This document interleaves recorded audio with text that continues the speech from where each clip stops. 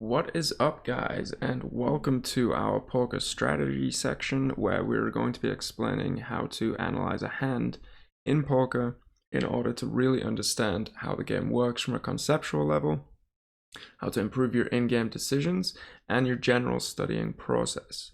So we want to drill this 8-step process off the tables so that when we continue to improve our poker brain, but at the same time, we are also able to more easily lean on this process in higher pressure situations. So let's jump right in. So first one is pretty obvious. We are going to be actually documenting the hand for a view. Now this is pretty simple. Most of you guys are probably already doing this. If you are not, make sure you get some tracking software that is actually going to be pulling in the hands so you can tag them in real time, or at least be pulling them in after the fact and organizing them into specific situations and analyzing different sets of data.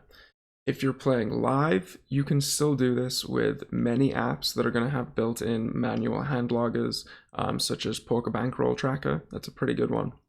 But honestly, the best way and where you're going to get the biggest bang for your buck on reviewing sessions is to actually record the session and to talk through the hand as if you were making a play and explain video, and think through and talk through your logic while you actually play. This is going to allow you to review what you're actually thinking in game and whether that is backed up by, a solver or by other peers, and you can figure out where your misconceptions actually are rather than did I just bet the right hand or not, and not knowing whether you were actually doing it for the right reasons.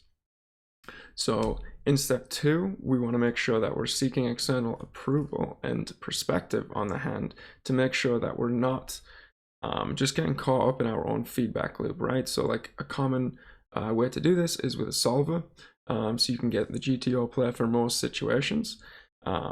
However, you want to make sure that you're not just memorizing these solutions. It's critical to understand the underlying rationale for the actions, and this is going to help you apply it to more situations.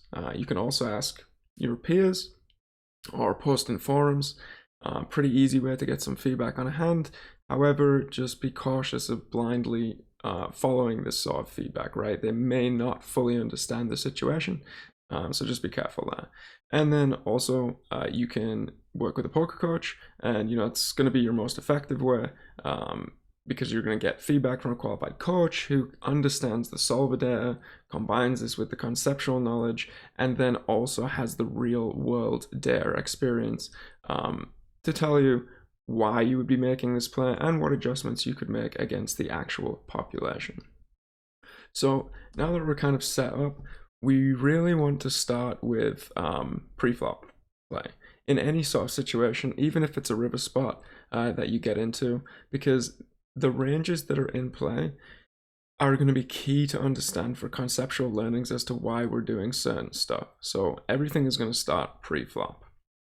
For this, working with a solver is by far the easiest way to improve and find the solutions here.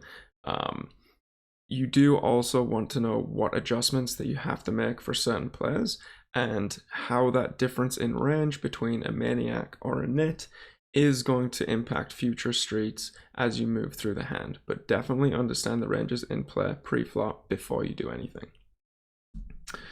And then once we get to post-flop, start with your range and work backwards, right? So we basically always want to figure out in a spot, first of all, what sizing and frequency am I going to bet with here, right? So that's going to depend on how the ranges are interacting with the board or specific card, who has their polarity and equity advantage, what the SPR is, what your position is, and then what the texture of the board is. And once you've factored all of these things into consideration, you'll be able to come up with your estimate of how much your range should be betting in that spot, and then you can confirm that through one of the prior methods that we mentioned.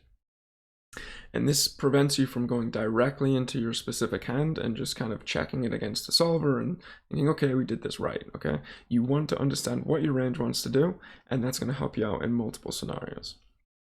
And then after we've figured out what our range wants to do, we're going to go into our hand classes strategy. So we're still not even at our 4 cards yet, and we've done a bunch of analysis, right? So For example, in position on the flop, we're going to be betting roughly at about a 50%-ish frequency when we're check two, right? But how is that range constructed in terms of hand strength, right? So probably we're going to bet something like 75% or 80% of our best hands, like top set, two pair, maybe 50-ish% of our middling hands, and then 25% of our weaker hands, and that will get us somewhere to our range construction, giving us, you know, a polarized and balanced range.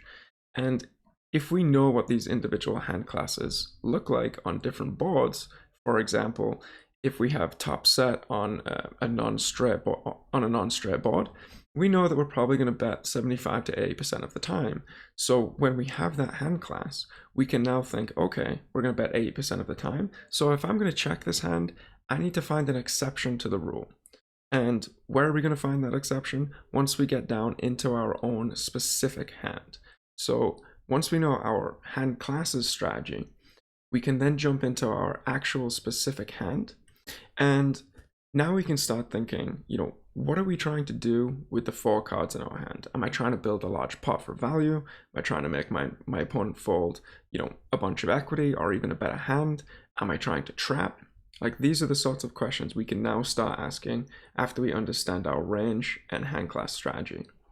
So we start thinking about what is our opponent likely to fold, call, or raise with. And depending on the action that we want from our opponent, we can now look at our side cards and see if we block or unblock this action. So for example, if we have our top set, you know, we want our opponent to continue. We want to build a big pot for value, right? So we know that we're going to be betting most of the time, but if we block second pair and the no flush draw on a particular board, maybe this is a hand that we want to check back because it is the highest EV option for our opponent to actually continue in the hand because we're blocking so much of the continuing range. So now we're looking at specific holdings in our actual hand and how those blockers are impacting what we're actually trying to achieve with the hand. And so once we've kind of figured that out and we know that, you know, maybe we made the right bet or we did take the right line, we want to actually explore like alternate scenarios, right? So don't just figure out the exact scenario that happened.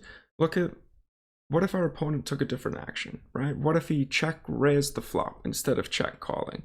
You know, then we can look at our hand classes and think, okay, did we understand this correctly, right? Like if we're never going to bet fold a top pair, did we know that that conceptually means that any top 2 pair that we have, we're going to check back the more medium ones, and then we're going to bet the ones that we can call a raise with, right? So we start building conceptual strategies, right?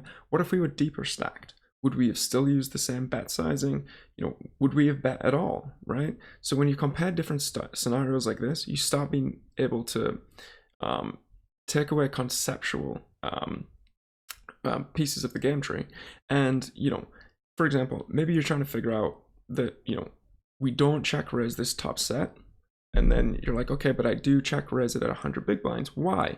And then you start looking at the different cards, the different runouts, and you're like, oh, well, this top set, you know, at a higher SPR on turns, you know, we have a pretty bad backup, we have pretty bad runouts. So we actually want to just check call here versus check raise. Because we're going to be at a higher SPR, we're going to have to deal with more board changing turns on maybe 2 runouts instead of playing a 2-street game. So you then understand conceptually why we're taking certain actions and how different SPRs, you know, different positional ranges, like from pre-flop, whether you're opening from the button or EP, impact what actually happened in the hand and what line you should have taken. And then finally, a key portion is to assess your opponent's actions, right? So did your opponent actually play the hand correctly? Or is the solver would have played it, right? We want to understand what his optimal responses should be, so that when we're betting bottom pair, for example, we know what kind of hands that he's going to fold. So if we know what kind of hands he's looking to fold, we know what kind of hands we want to unblock in this specific situation, which then is applicable to more situations, right? And then the second point of understanding if they took the right action is, are people actually playing like a solver? And if they're not, right, then we need to actually understand what adjustments we should be making, because we check our play and we see that yes, the solver said we played it correctly, we did a great job. But if our opponents are like heavily under bluffing in a certain situation, then maybe we have to make adjustments and we have to take higher portions of our range to find calls with if they are fully under bluffing. So we need to make certain adjustments like that, and it will really help tune your brain and know what sort of things that you have to be doing in game to counteract your opponent. So make sure you're following these sort of 8 steps. Make sure you're really drilling these off the table, and then when you get into an in-game environment, you're going to be able to crush, and you're going to be able to go through this process much more quickly and make much more informed decisions at the table. Thank you guys for tuning in. Make sure you like and subscribe. We're going to have some more content like this coming out, and some more Plan Explains in the future too. All right, thank you everyone, and good luck at the tables out there.